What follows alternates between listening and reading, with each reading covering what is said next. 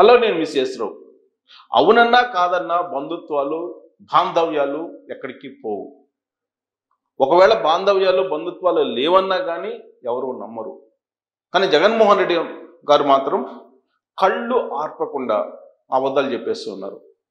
ధర్మారెడ్డి మా బావ కాదు, కరుణాకర్ రెడ్డి మా మామ కాదు, వైవి సుబ్బారెడ్డి మా బాబాయ్ కాదు, షర్మిల తన చెల్లెలు కాదని చెప్పి చెప్తారేమో, విజయమ్మ తన తల్లి కాదని చెప్తారేమో. కానీ ఇప్పటికి మాత్రం కరుణాకర్ రెడ్డి గురించి, వైవి సుబ్బారెడ్డి గురించి, ధర్మారెడ్డి గురించి మాత్రం చాలా క్లారిటీ ఇచ్చేశారు జగన్మోహన్ రెడ్డి గారు. చాలా ఈజీగా వాళ్ళతో ఎలాంటి బంధుత్వం లేదని చెప్పి చెప్పేశారు. సరిగ్గా 5 సంవత్సరాల క్రితం గాలి జనార్దన్ రెడ్డి గారి గురించి కూడా ఇదే చెప్పారు.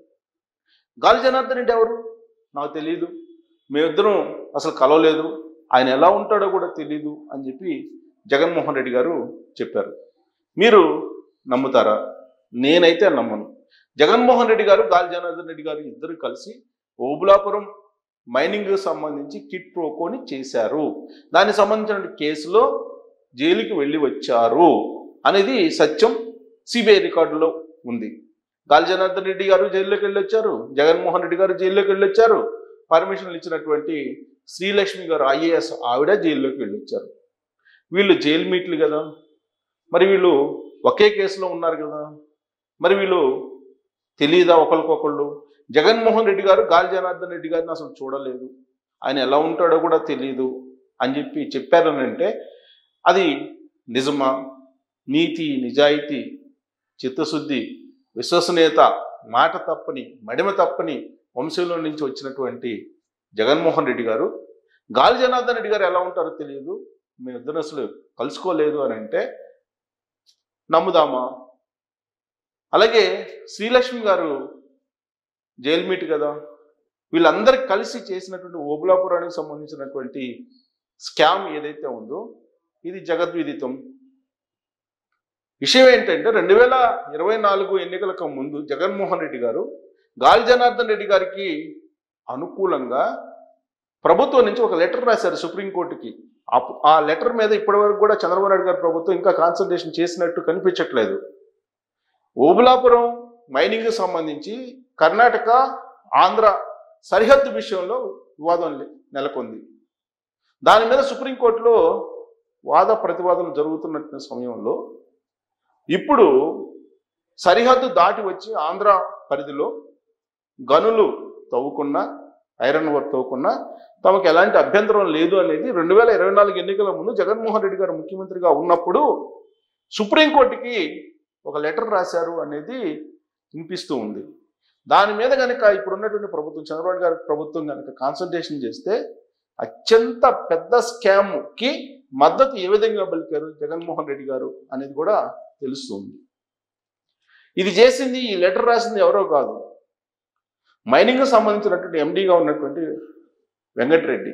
ప్రస్తుతం ఆంధ్రప్రదేశ్ ఏసీబీ అధికారుల సమక్షంలో విచారణ ఎదుర్కొంటూ ఉన్నారు ఆయన. మరి ఓబులాపురం మైనింగ్ కేసులో ఇంత ఉంటే జగన్మోహన్ రెడ్డి గారికి, గాలి జనార్దన్ రెడ్డి గారికి తెలియదా? ఆయన చెప్తే మనం నమ్ముదామా? అలాగే ఇప్పుడు ధర్మారెడ్డి గారు మాజీ తిరుమల తిరుపతి దేవస్థానానికి సంబంధించినటువంటి ఈఓ ఏరి కోరి జగన్మోహన్ రెడ్డి గారు ముఖ్యమంత్రి అయిన తర్వాత ఢిల్లీలో ఉన్నటువంటి ధర్మారెడ్డి గారిని తిరుమల తిరుపతి దేవస్థానం ఈఓగా చేశారు. సర్వీసు రూల్స్కి విరుద్ధంగా, కేంద్ర నిబంధనలకు విరుద్ధంగా 3 సార్లు డిప్యుటేషన్ ఆయనకి వర్తింపజేశారు జగన్మోహన్ రెడ్డి గారు. మొత్తం జగన్మోహన్ రెడ్డి గారి టెన్యూర్లో ధర్మారెడ్డి గారే ఈఓగా ఉన్నారు. ఆయన చేసిన పని ఏంటంటే జగన్మోహన్ రెడ్డి గారి కేసులకు సంబంధించి వ్యవహారాలకు లైజనింగ్ చేశారు. అది కూడా ఎక్కడ? తిరుమల తిరుపతి దేవస్థానాన్ని కేంద్రంగా చేసుకొని అక్కడికి వచ్చినటువంటి వివిధ రంగాల్లో ఉన్నటువంటి ప్రముఖులు, అలాగే జడ్జెస్ కొంతమందిని కలుసుకొని అతిథి మర్యాదలు చేసి తిరుమల శ్రీవారి దర్శనం ఇప్పించిన తర్వాత ఆయన చేసిన పని ఏంటంటే జగన్మోహన్ రెడ్డి గారిని కేసుల నుంచి ఎలా బయట వేయాలి, జగన్మోహన్ రెడ్డి గారికి అవసరాలు ఎలా తీర్చాలి, జగన్మోహన్ రెడ్డి గారి సేవ ఏ స్థాయిలో చేయాలి అనే దాని మీద ధర్మారెడ్డి గారు ఉండేవాళ్ళు అనేది ఆయన మీద ఉన్నటువంటి ప్రధానమైనటువంటి ఆరోపణ. ఆ మధ్యకాలంలో ఒక జడ్జికి డైమండ్ వాచ్ ఇవ్వబోయి బూమ్రాంగ్ అయ్యింది అని కూడా వార్త వచ్చింది. సో ధర్మారెడ్డి గారు ఒరిజినల్గా ఆయనేమో రక్షణ శాఖలో అక్కడ ఉండేవాళ్ళు. అక్కడ పనిచేస్తూ తిరుమల తిరుపతి దేవస్థానానికి ఈవోగా వచ్చారు. ఢిల్లీలో ఆయన ఢిల్లీ కార్పొరేషన్లో పనిచేసినప్పుడు ఆయన మీద కేసులు ఉన్నాయి. ఆ కేసులు ఎదుర్కొంటూ జగన్మోహన్ రెడ్డి గారి కేసుల్ని ట్యాకిల్ చేసి జగన్మోహన్ రెడ్డి గారి మీద ఉన్నటువంటి కేసుల్ని ఏదో రకంగా మినిమైజ్ చేయాలి, వాటిని లేకుండా చేయాలనే ఉద్దేశంతో ఆయన పరపతిని అంతా ఉపయోగించారనేది ఆయన మీద తరచూ వినిపించేటువంటి ఆరోపణ. సో ఆయన శ్రీవాణి ట్రస్ట్ విషయంలో కానీ, తిరుమల తిరుపతి దేవస్థానానికి సంబంధించిన ఫండింగ్ అలొకేషన్స్లో కానీ, ఆర్జిత సేవల విషయంలో కానీ అడ్డగోలుగా వ్యవహరించారు అనేది ఆయన మీద ఉన్నటువంటి అభిప్రాయం. అందుకే ప్రభుత్వం మారిన వెంటనే ధర్మారెడ్డి గారి మీద విచారణకు ఆదేశించారు, విజిలెన్స్ విచారణకు ఆదేశించారు. ఆ విచారణని ఫేస్ చేయాల్సినటువంటి ధర్మారెడ్డి గారు ఇప్పటి వరకు ఎక్కడా కనిపించట్లేదు. పోనీ ఆయన తీసుకురావడానికి ఆంధ్రప్రదేశ్ ప్రభుత్వం ధైర్యం చేస్తుందా అంటే ఆ పరిస్థితి కూడా కనిపించట్లేదు. సో ధర్మారెడ్డి గారు ఢిల్లీలో ఉన్నారు, చక్రం తిప్పుతున్నారు జగన్మోహన్ రెడ్డి గారి తరఫున అనేది కూడా ఇప్పుడు వినిపిస్తూ ఉంది.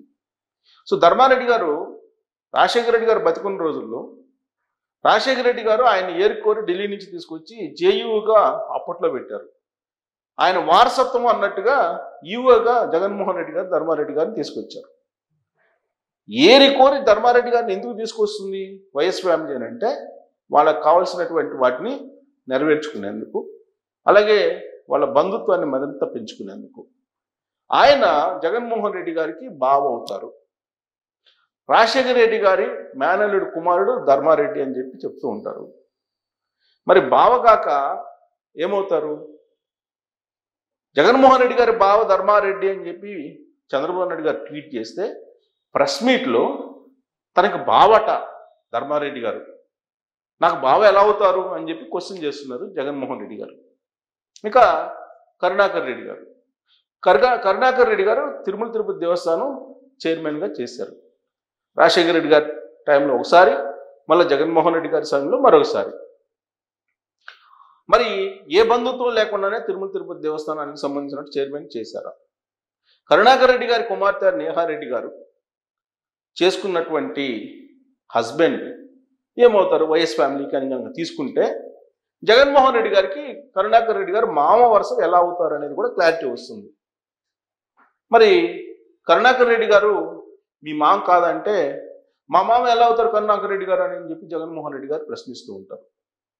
ఇక వైవి సుబ్బారెడ్డి గారు మరొక తిరుమల తిరుపతి దేవస్థానానికి సంబంధించినటువంటి చైర్మన్ జగన్మోహన్ రెడ్డి గారి హయాంలో ఆయన మీద విజిలెన్స్ ఎంక్వైరీ వేశారు.